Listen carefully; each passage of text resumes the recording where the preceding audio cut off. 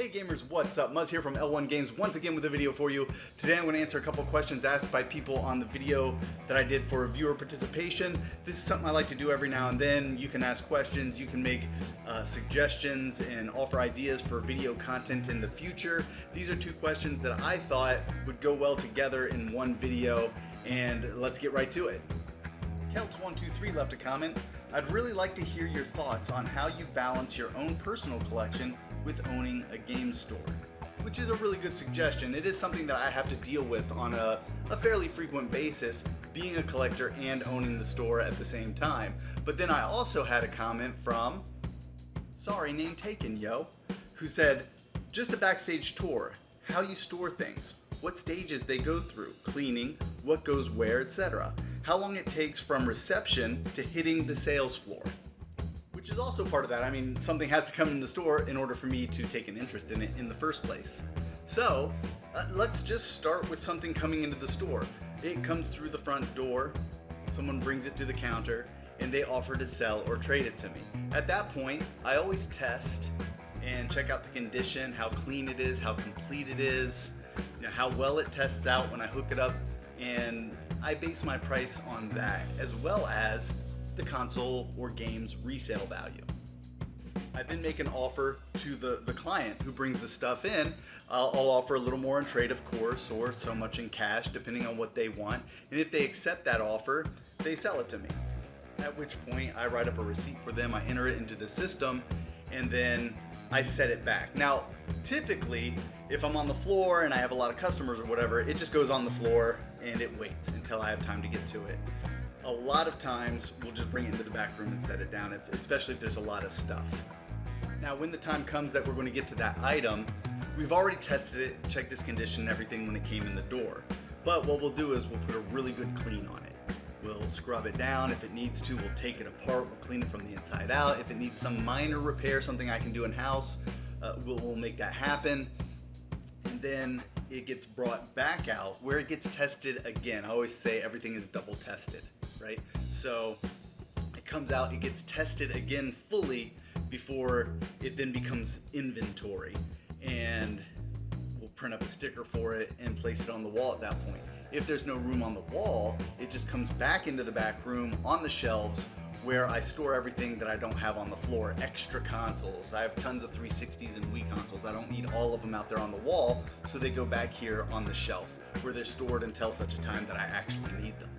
The rule, of course, is if I wouldn't own it in my personal collection, it doesn't go on the wall. I'm not going to sell a substandard product to anyone. And if I sell something that needs work or is broken, I have a couple Commodore computers right now where a couple of keys don't work, and I have a Commodore 64, it's in a beautiful box and the system is mint, but it doesn't boot up properly. So what I do is I mark those. I have a quality system. We have a Q system, we call it, 1, 2, and 3, 3 being the worst. And so a Q2 might be something with a scratched label or a torn box, where a Q3 might be something that's just really tattered and destroyed. And I'll always mark accordingly and price down accordingly. I wouldn't own a broken Commodore 64, but someone who wants it, who wants the box, who can do the repairs, whatever, may want it. So I always make it a point to point out that that console is not up to the standard by giving it a Q2 or a Q3 rating when I put it on the wall. And when a person comes in, it'll say on the price tag what's wrong with it.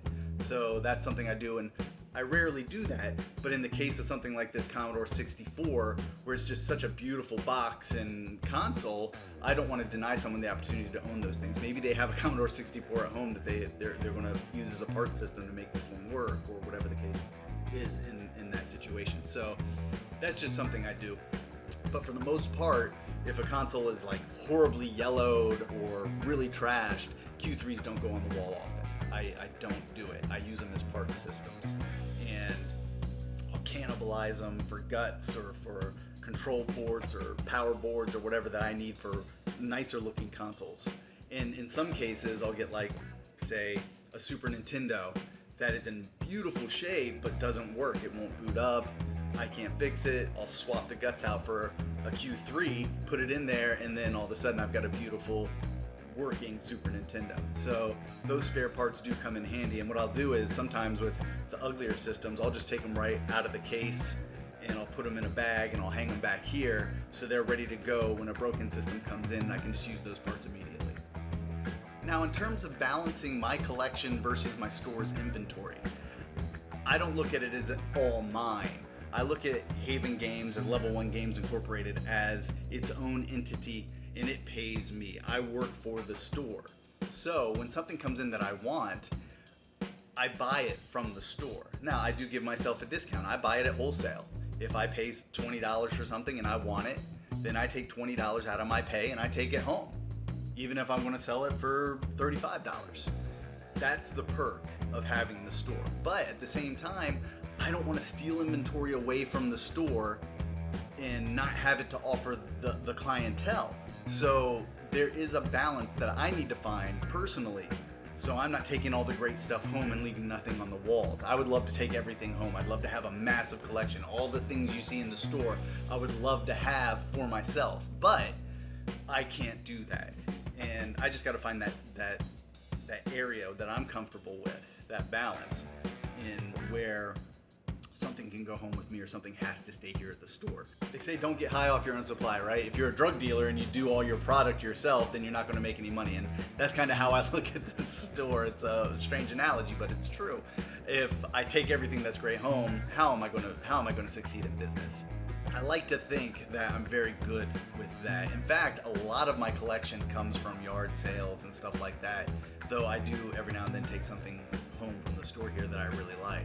That said, I do pay for it. I'm not going to put myself out of business because I keep taking everything home that I want. That's selfish, it's irresponsible, and in the end, it just doesn't work as a business owner to meet my goals, to get my company where I want it to be, and to where it is right now even. So I've been making these choices since the expo days for 20 years. You know, what do I take home? What do I sell?